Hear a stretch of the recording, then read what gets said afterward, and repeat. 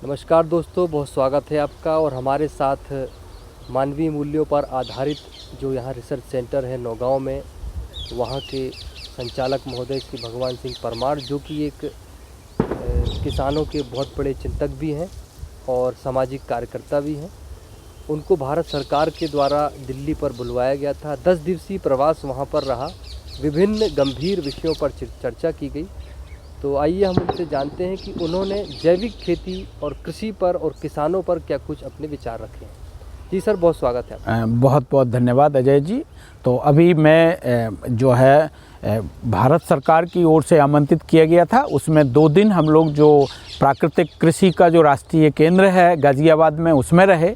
और 8 दिन हम श्री भारत भूषण त्यागी जी, जो कि पद्मश्री हैं कृषि पर, उनके यहाँ रहे। और इस सारी चर्चा का एक ही मुद्दा आया है कि भारत सरकार जो जिस प्रकार से किसानों की ओर जो है चाह रही है, वो हम लोगों से जो चैम्पियन किसान के रूप में हम लोगों को आमंत्रित किया गया था, तो वो चाहती है कि आप सुझाव दें कि कृषकों के साथ क्या प्रोग्राम होना चाहिए। तो एक तो हम लोगों ने ये कहा कि कृषि जो है, कृषि और कृषक परिवार का विषय है, तो परिवार आधारित कृषि की ओर हमें ध्यान देने की ज़रूरत है। और इसके लिए जगह जगह हमें, जिस प्रकार से हमने किसान विज्ञान केंद्र खोले हैं, ऐसे ही किसानों के माध्यम से हमें किसान ज्ञान केंद्र खोले जाने की आवश्यकता है। किसानों को किसान ही शिक्षा दें, क्योंकि वो जो शिक्षा हो वो परिवार मूलक और मूल्य आधारित शिक्षा हो। तो कृषि की मूल्य आधारित शिक्षा की बहुत आवश्यकता है, क्योंकि अभी हमने देखा कि जितना भी उत्पादन बढ़ा, चाहे हमारे देश के रिसर्च इंस्टीट्यूशन हो, सबके प्रयास के बाद जो भी उत्पादन बढ़ा, उससे वो बाज़ार ही गया है। और किसान जो है बीज से लेके खाद से लेके सब कुछ बाज़ार से खरीदता है और बाज़ार को बेचता है। तो एक तो जो किसान जो है बाज़ार की एक टूल्स या वस्तु बन के रह गया और वो खुद नहीं खिल पाया। तो एक तो हम लोगों का सुझाव ये है कि किसान बाज़ार की वस्तु नहीं है, कृषि व्यापार नहीं है, बल्कि व्यवसाय है। तो पुनः इसे व्यवसाय के रूप में चिन्हित करके और किसान के व्यवसायीकरण की, किसान की उन विधाओं की जो हमारे यहाँ की जो अपनी ITK है, इंडियन नॉलेज सिस्टम, जिसके तहत हम किसानों की बहुत सी आजीविका को है ना परिष्कृत करके या वैल्यू एडिट करके हम लोगों तक भेज सकते हैं परिवार आधारित, तो उसको प्रमोट किया जाए। एक सुझाव हमारा ये था। दूसरा सुझाव हमारा ये था कि जो है पर्यावरण का भी एक बड़ा संकट है और ये किसान ही बचा सकता है। तो किसान के हर खेत में कम से कम 30% पौधे होने चाहिए। जैसे अजय जी आप निगाह पसार के यहाँ देखिए, तो मेरे इस पूरे एरिया में, इस मॉडल में कम से कम 50% पौधे लगे हुए हैं। और ये जो वृक्ष लगे हुए हैं, ये वृक्ष यहाँ की उर्वरा शक्ति को भी मेंटेन करते हैं। इन वृक्षों के नीचे भी हल्दी से लेके कई फसलें लगाई गई हैं।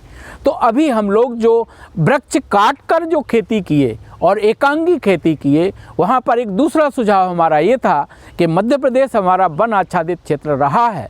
यदि वो वन आच्छादित क्षेत्र उसका घटेगा तो निश्चित है हमारा एरिया रेगिस्तान बनेगा। तो उसे रेगिस्तान से बनाना है तो पुनः हमें वन आच्छादित क्षेत्र को बढ़ाने की ज़रूरत है। वन आच्छादित जो फसलें वन से आती हैं, वनोत्पाद, उन वनोत्पाद को बेहतर मार्केट की ज़रूरत है।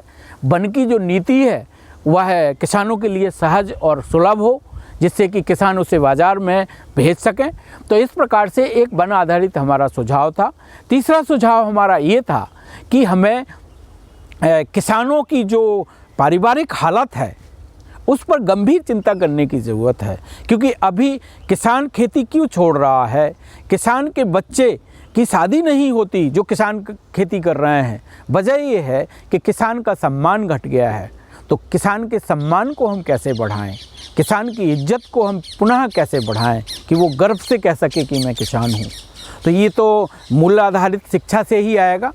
तीसरा हमारा ये था कि जो वैल्यू एडिशन का काम है और जो एक दूसरे में कोऑर्डिनेशन का काम है, फिर से किसानी को हमें अपलिफ्ट करना होगा, जिससे जहाँ पर्यावरणीय सोल्यूशन निकलेंगे, जहाँ फिर से आदमी खेती करना चाहेगा, वहीं जो है ये भी हम लोगों ने सुझाव दिया है कि खेती जो है वो लोग खेती को गहराई से समझें। अभी जिस प्रकार से हम खेती को हल्के से लेते हैं, खेती वो भर नहीं है। खेती जो है प्रकृति की एक सृजन है। जैसे आप खेती के साथ रहेंगे तो आप स्वस्थ भी रहते हैं, आपको शुद्ध हवा मिलती है। तो मैं अगर अपना ही उदाहरण दूं कि मैं खेत में रहता हूं तो मैं हमेशा स्वस्थ रहता हूं। तो मैं जितना पैसा दवाइयों में लगाऊं उससे अच्छा है कि मैं अपने घर के पर्यावरण को इतना बेहतर बनाऊं कि हमेशा मैं शुद्ध वायु प्राप्त करूं, शुद्ध भोजन प्राप्त करूं और औरों के लिए भी संदेश बनूं। तो मैं एक पारिवारिक लिविंग की ओर भी इशारा कर रहा हूं कि लोग खेत पर रहना शुरू करें, जैसे मैंने रहना शुरू किया है। ये देखिएगा 10 बीघे के इस परिसर में हम लोगों ने अपनी जितने भी खाने पीने की चीज़ें हैं वो यहाँ लगाई हुई हैं। कंद वाली अलग, फल वाली अलग, औषधि अलग, केले वाली अलग, गन्ने वाली अलग। तो आइए और हम प्रकृति के साथ आनंदमयी जीवन शैली को जीने के कुछ मॉडल खड़े करें जो देश के लिए संदेश बन सकें।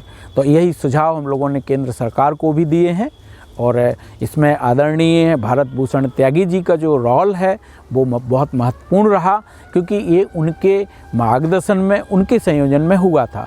तो हम उनके प्रति भी कृतज्ञता व्यक्त करते हैं और भारत सरकार ने हमारे सुझाव जो है बहुत गहराई से लिए हैं। उनका वीडियो बना के वो उनका कहना था कि हम इसे पीएमओ से लेके, भारत सरकार के सचिव से लेके सबके यहाँ भेजेंगे। तो ये सुझाव हमने दिए हैं। आप मेरे यहाँ पधारे, इसके लिए हम आपको बहुत बहुत धन्यवाद देते हैं। हमारे साथ भी आपने इतना संवाद किया, आपका बहुत शुक्रिया, धन्यवाद।